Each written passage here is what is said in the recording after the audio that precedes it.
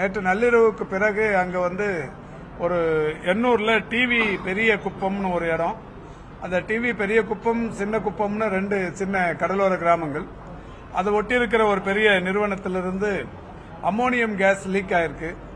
அந்த பாதிப்புனால நிறைய பேருக்கு வந்து அந்த தொண்டை எரிச்சல், கண் எரிச்சல் மாதிரியான பாதிப்புகளோடு அவங்கள நிறைய உடனடியாக மருத்துவமனைகளில் சேர்க்கப்பட்டிருக்கிறார்கள்.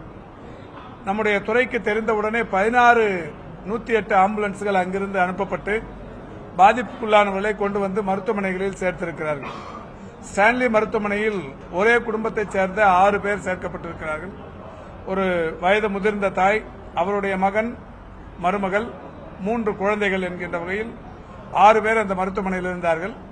அந்த 6 பேரையும் மாண்புமிகு முதல்வர் அவர்களுடைய வழிகாட்டுதலின்படி அவர்களை சென்று அவர்களுக்கு வழங்கப்படுகிற சிகிச்சைகள் குறித்து கேட்டறிந்தோம்.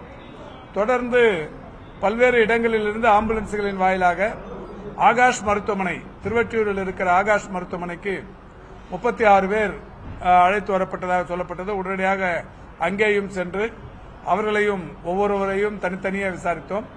எல்லோரும் நன்றாக இருக்கிறார்கள். இன்னும் 1-2 மணி நேரம் அல்லது இந்நேரமும் கூட பலர் டிஸ்சார்ஜ் ஆகி வீடுகளுக்கு சென்றிருப்பார்கள். எல்லோருமே நன்றாக இருக்கிறார்கள். யாருக்கும் பெரிய அளவிலான ஆபத்து இல்லை. எல்லோருமே நன்றாக இருக்கிறார்கள். மாண்புமிகு முதல்வர் அவர்கள் உடனடியாக இந்த நிகழ்ச்சி இங்கே இருந்தாலும் கூட அதை போய் பார்ப்பதற்காக சொன்னார்கள். உடனடியாக அங்கே போய் பார்த்து அவர்களுக்கு தேவையான மருத்துவ உதவிகளை செய்திருக்கிறோம். இந்த தனியார் மருத்துவமனையிலும் கூட சேர்க்கப்பட்டிருப்பவரிடத்தில் சொல்லப்பட்டு வந்தது, இவர்களுக்கான இந்த மருத்துவ சிகிச்சையை தனியார் மருத்துவமனையினர் ₹1 கூட பெறக்கூடாது, இது அரசாங்கம் பொறுப்பேற்றுக் கொள்ளும் என்று தெரிவித்துவிட்டு வந்திருக்கிறோம். அந்த வகையில் அவர்களுக்கு உடனடியாக சிகிச்சை அளிக்கப்பட்டு அவர்கள் பாதுகாப்பாக இருந்து வருகிறார்கள். உடனடியாக மாண்புமிகு தமிழ்நாட்டின் முதலமைச்சர் அவர்கள் தற்காலிகமாக அந்த கம்பெனியை மூடுறதுக்கு உத்தரவிட்டிருக்கிறார்கள். தொடர்ந்து அதற்குரிய நடவடிக்கைகளை அலுவலர்கள் எடுக்க திட்டமிட்டு ஆய்வுகளை மேற்கொண்டு வருகிறார்கள்.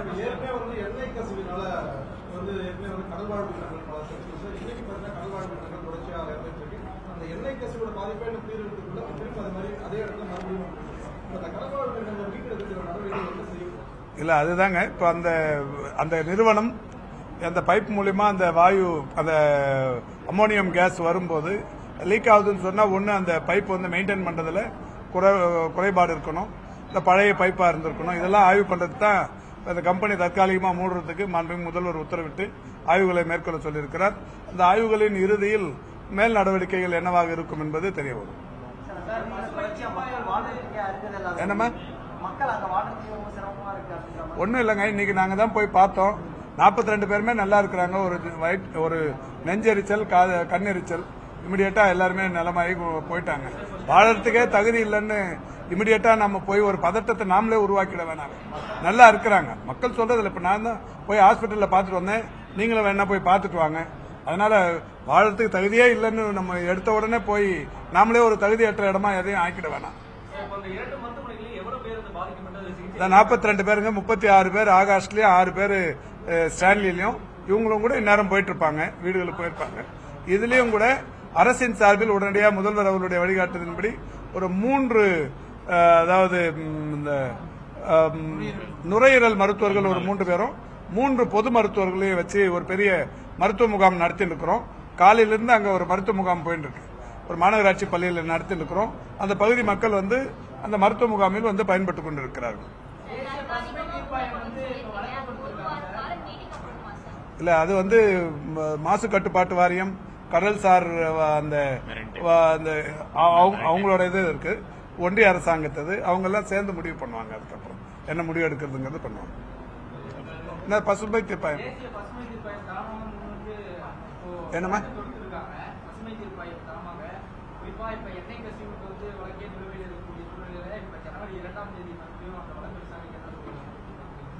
இல்ல, அதை விசாரிச்சு நடவடிக்கை எடுக்கிறதுல வந்து அரசாங்கம் ஒன்றும் குறுக்க நிக்க போறதில்லை. எந்த நிர்வாகத்தின் சார்பில் அதாவது குறைகள் இருந்தால் அதை சரி செய்யணுங்கிறது வந்து தேவையான ஒண்ணு. இப்போ இது கூட சொல்றோம், இந்த கசிவு ஏற்பட்டது எதனாலுங்கிறத கண்டறியணும். அது பழமையான அந்த பைப்பா இல்ல பராமரிக்கப்படாததனால் வந்த குறையா கண்டுபிடிச்சு சொல்லி அதெல்லாம் சரி பண்ணணும்ல. சரி பண்ணுறதுக்கு அரசாங்கம் அதுக்காக தான் இந்த உடனடி நடவடிக்கை என்கின்ற வகையில் இதை தற்காலிக மூடுதலை செய்திருக்கிறார். இல்ல இன்னைக்கு போட்டிருக்குங்க. தேவையான எத்தனை நாள் வேணுமானாலும் கொடுக்கலாம். இன்னைக்கு வந்து KMCல இருந்து ஒரு 3 நுரையீரல் சிறப்பு மருத்துவர்கள், பொது மருத்துவர்கள் ஒரு 3 பேர், மாநகராட்சியின் பொது சுகாதாரத்துறை இணைந்து இன்னைக்கு அந்த மருத்துவ முகாம் நடத்திட்டு இருக்கிறாங்க.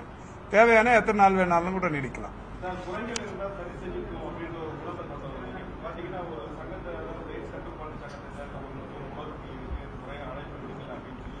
இல்ல இப்ப அழைப்பு விடுக்கலன்னு சொன்னாங்க. ஆனா அவங்களுக்கான பாராட்டு சான்றிதழ் மேடையில எழுதிலாம் தரல, ரெடியா இருந்தது. பேர் படிக்கிறதுல கொஞ்சம் முன்ன பின்ன ஆயிருச்சு. அதுக்குள்ள அந்த சகோதரி வருத்தப்பட்டாங்க. இருந்தாலும் கூட அவங்களோட ஆதங்கம் சரி, வெளியூர்ல இருந்து வந்திருக்கிறாங்க. மொத்தம் 136 தன்னார்வலர்கள் இருக்காங்க. இதுல யாரும் சம்பளத்துக்கோ இல்ல இங்க ஏதாவது வருமானம் வரணும் வேலை செய்யல. தன்னார்வலர்கள் சொன்னாவே, தன்னார்வ தொண்டு நிறுவனங்கள்னாவே அவங்களாவே விரும்பி வந்து இந்த சமூகத்துக்கு உழைக்கணும் அப்படிங்கிறதுக்காக வந்திருக்காங்க. அது மாதிரி வந்தவங்களோட ஒரு பேர் விடுபட்டு போனதுங்கிறதுல அவங்களுக்குமா ஒரு சின்ன ஆதங்கம். இந்த ஆதங்கம் சரிபார்க்கப்பட்டு உடனடியாக அவங்களுக்கான சர்டிபிகேட் கொடுத்தாச்சு. அதுக்காக உயர் அலுவலர்களும் அந்த அம்மா கையில வந்து வருத்தம் தெரிவிச்சிருக்காங்க. இனிமே அடுத்த முறை இது மாதிரிலாம் நடக்காம பாத்துக்கிறேன்னு சொல்லியிருக்காங்க.